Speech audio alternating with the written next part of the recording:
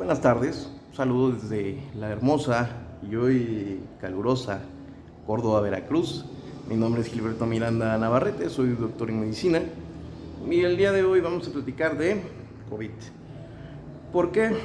Porque la pandemia continúa, porque sigue siendo la principal causa de la consulta externa y porque hay muchas dudas que a estas alturas tal vez deberían estar resueltas. Tal vez la autoridad sanitaria debería haber sido más clara respecto a ciertas circunstancias, pero no ha sido así. Entonces, pues si bien no hemos hecho un acervo de preguntas con las personas en la calle o en el consultorio, sí hemos tratado de condensar las dudas en 5 preguntas que iremos respondiendo para pues dar una orientación que esperemos sea útil. ¿Por qué síntomas debería ir al médico? ¿Cuáles son los síntomas o los signos por el que una persona debería de asistir a la consulta?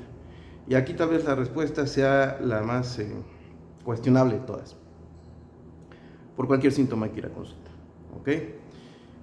Más allá de lo respiratorio, más allá de otros síntomas relacionados con COVID, como puede ser el dolor de cabeza, la cefalea, cualquier síntoma debe ser motivo de consulta. ¿Ok? Recordemos que si no somos médicos o no somos profesionales de la salud habilitados para realizar un diagnóstico, podemos menospreciar cosas que pueden ser relevantes. ¿Ok? Entonces, con COVID, sin COVID, con pandemia o sin pandemia, cualquier síntoma amerita consulta médica. Ningún dolor es normal, ningún flujo es normal, todo aquello que se salga del funcionamiento habitual del cuerpo y todo aquello que represente malestar es motivo de consulta médica. ¿Ok? Eso por principio. ¿Hay un tratamiento específico para COVID-19?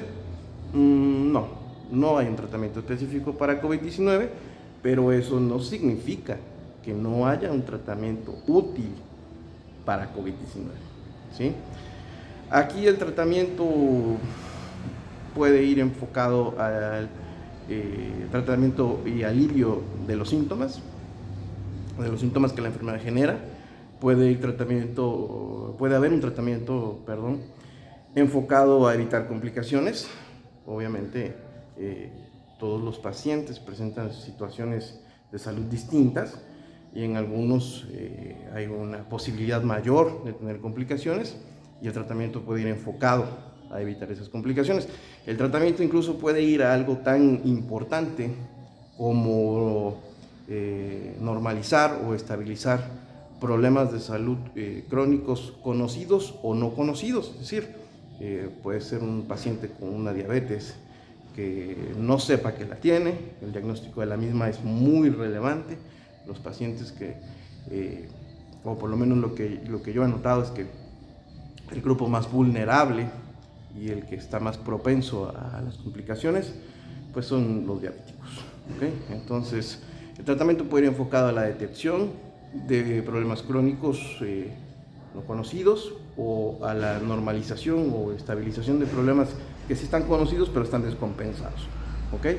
Entonces, no hay un tratamiento específico, pero hay muchos tratamientos que pueden ser útiles. Y en ese sentido va la tercera pregunta, que a partir de publicaciones en medios no especializados, en la prensa común y corriente, de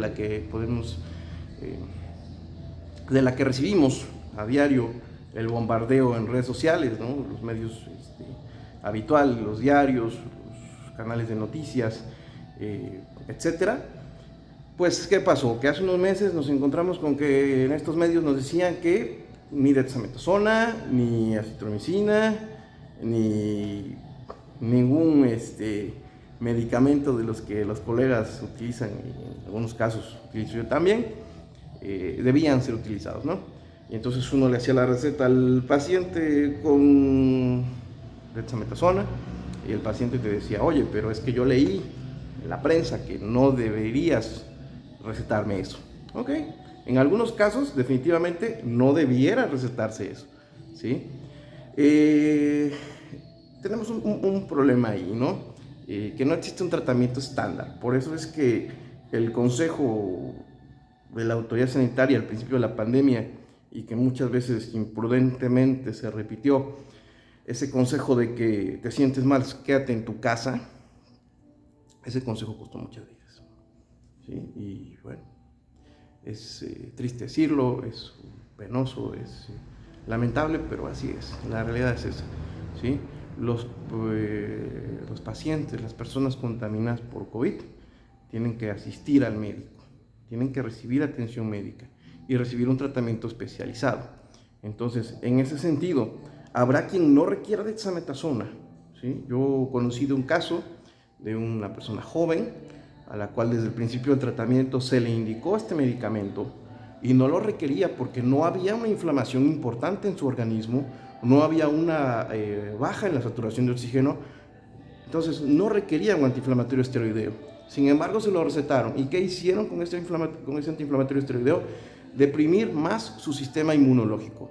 COVID deprime el sistema inmune. Entonces, este tipo de medicamentos se pueden utilizar cuando la inflamación está teniendo repercusiones ya en el funcionamiento de la vía respiratoria, pero en ciertos casos, no en todos los casos. Si tienes un diabético descompensado, definitivamente no es recomendable utilizar dexametasona, porque lo vas a descompensar más, entonces puede haber complicaciones referentes a su enfermedad ya conocida, a su enfermedad crónica. Entonces, se puede usar en muy pocos casos, ¿sí? Pero se puede usar y puede ser una herramienta útil, un medicamento muy útil para tratar complicaciones o evitar complicaciones. Por citar un ejemplo, ¿no? ¿Qué otro? ¿Dudas existen sobre la citromicina? Bueno, ya lo he dicho, ya lo dije ahorita, COVID inmunodeprime. Si por tu COVID, por tu SARS-CoV-2, de pronto tu sistema inmune se ve afectado y tenías por ahí alguna bacteria en tu vía urinaria que aprovecha esa inmunodepresión para colonizar, para reproducirse, para generar un problema de salud, bueno, deberá ser tratado con un antibiótico. Ahí se tiene que analizar cada caso, ¿no? ¿Requiere un antibiótico amplio espectro o no lo requiere? ¿Puede usarse algún betalactámico o no? Entonces, eso es decisión del médico, ¿no? El médico es el que debe decidir si se utiliza o no un antibiótico, que pueda ser citromicina o puede ser cualquier otro antibiótico, pero obviamente no es para todo el mundo, ¿no? Otro caso conocido de una persona a la cual el médico no le revisó y le envió tratamiento así como si fuera una receta de galletas y también retacó a la familia citromicina. Bueno, eso no es correcto, ¿no? No es un medicamento que sea específico para COVID, porque ya lo dijimos, no hay un tratamiento específico para COVID, por lo menos no en nuestro país todavía. Entonces, hay muchos medicamentos que van a ser útiles, como ya lo comentamos, para tratar la enfermedad, para tratar otras enfermedades que puedan estar y no sepamos que están ahí. Puede ser útil para tratar las complicaciones en sus inicios o complicaciones ya que estén dando dificultades respiratorias o de otro tipo.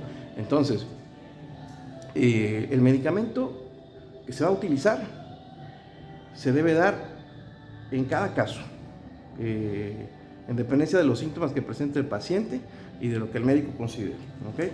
Entonces, ni son los mismos medicamentos para todo el mundo, ni estamos ante un problema que se pueda resolver como si se tratase de un problema estándar, ¿no?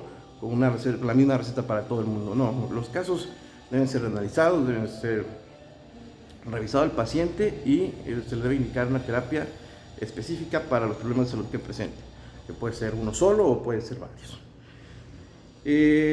¿Cuál es el criterio para usar oxígeno? Esta es una pregunta muy frecuente.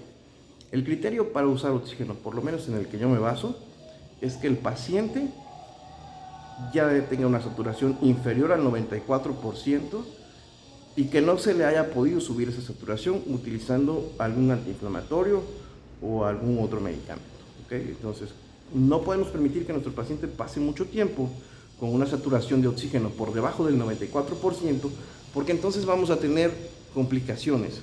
Recordemos que los órganos que más oxígeno y glucosa necesitan son el cerebro y el corazón. Y si yo dejo a mi paciente 2 o 3 días con una saturación por debajo del 94% y le indico unas enzimas cardíacas, voy a encontrar esas enzimas cardíacas elevadas. ¿Qué quiere decir? Que hay tejido de ese corazón que está muriendo, ¿sí? Entonces es muy importante mantener niveles de oxigenación adecuados. En cuanto a esos niveles de oxigenación no sean los adecuados, ahí es cuando entra el uso del oxígeno suplementario. ¿A cuántos litros por minuto? A lo que requiera el paciente. Volvemos a lo mismo. Todas las terapias son individualizadas, todos los casos son distintos y por lo tanto requieren tratamientos distintos. La cuarta pregunta, ¿es correcta la consulta médica a distancia? Híjole, yo ahí sí tengo una opinión muy personal. Para mí la telemedicina es uno de los grandes engaños, de las grandes falacias del capitalismo periférico, pero bueno, esa es mi opinión personal. En el caso del COVID-19 específicamente, yo creo que las consultas a distancia, la telemedicina, no es para nada la mejor opción. ¿Okay? ¿Por qué? Porque hay que revisar al paciente, hay que auscultarlo, ver si existe la posibilidad de que esté añadido un proceso bacteriano o un proceso viral, hay que medir su saturación de oxígeno, hay que ver algo tan sencillo como su fascia, su cara. Entonces, ver los movimientos de su tórax, si su respiración sigue siendo torácica o ya es una respiración abdominal, donde hay un distrés respiratorio y tienen que intervenir otros músculos para poder satisfacer las necesidades de oxígeno del cuerpo. Entonces, no, para mí la consulta a distancia no es recomendable y por supuesto no es factible. Entonces, a mí no me parece una buena opción. Hay que entender que nuestro país tiene situaciones bien complejas de personas que están en lugares muy apartados, de muy difícil acceso, y tal vez en esos casos se podría justificar, pero yo pienso que ni así, ¿no? Yo creo que ahí la prioridad debería ser hacer el traslado de la persona a un lugar donde pueda recibir la atención médica adecuada y por supuesto la medicación y el oxígeno suplementario en caso de ser necesario.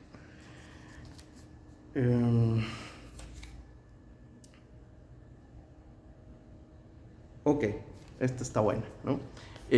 A partir de que llegó la variante Omicron, han salido a la luz algunas informaciones, ¿no? Como esto de que el tiempo de aislamiento es menor porque el virus es menos agresivo.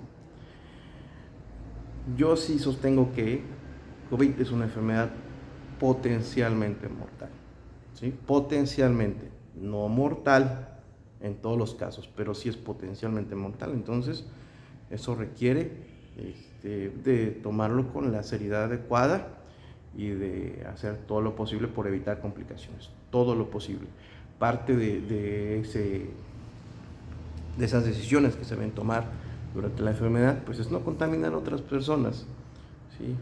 Aislarse para no contaminar a otras personas, porque quizá yo pueda sortear la enfermedad sin dificultades, tal vez lo viva como una gripe, tal vez, sin una complicación, pero yo no sé cómo lo va a vivir mi vecino, no sé cómo lo va a vivir mi compañera de trabajo, no sé cómo lo van a vivir las personas que me rodean. Entonces es una enfermedad potencialmente mortal en la cual entre menos contagios existan, menos problemas va a haber. Entonces hay que aislarse. Mi criterio es por lo menos 10 días, ¿sí? No importa qué tan leve estés cursando tu problema de salud, no importa que tengas pocos síntomas, no importa que te sientas bien o muy bien, aíslate 10 días si eres un caso positivo de COVID. Y si es posible, antes de que vuelvas a tus actividades normales, realízate una prueba de inmunoglobulina G e inmunoglobulina M anti-COVID para saber si tu cuerpo ya generó los anticuerpos protectores, ¿sí? O el anticuerpo protector con el cual se pueda asumir, claro, si llevas por lo menos 10 días aislado y 72 horas sintiéndote perfectamente bien, entonces ya desde mi punto de vista, 10 días de aislamiento, 72 horas sin ningún síntoma y inmunoglobulina G anticovid positiva, entonces ya puedes volver a tus actividades normales, pensando que no vas a contagiar a nadie más, que no vas a poner en peligro la vida de nadie más, ¿ok? Entonces, pues seguramente dejamos muchas cosas importantes fuera, sin mencionar. Me parece que debajo del video pueden hacer comentarios, si tienen alguna duda, algún tema que quieran que hablemos, pues por favor coméntenlo, lo tomaremos en cuenta, y como dicen los youtubers, suscríbanse y toquen la campanita. Les agradezco mucho el tiempo, traté de no extenderme, espero haber sido lo suficientemente claro y que la información sea útil. Muchas gracias y buenas tardes.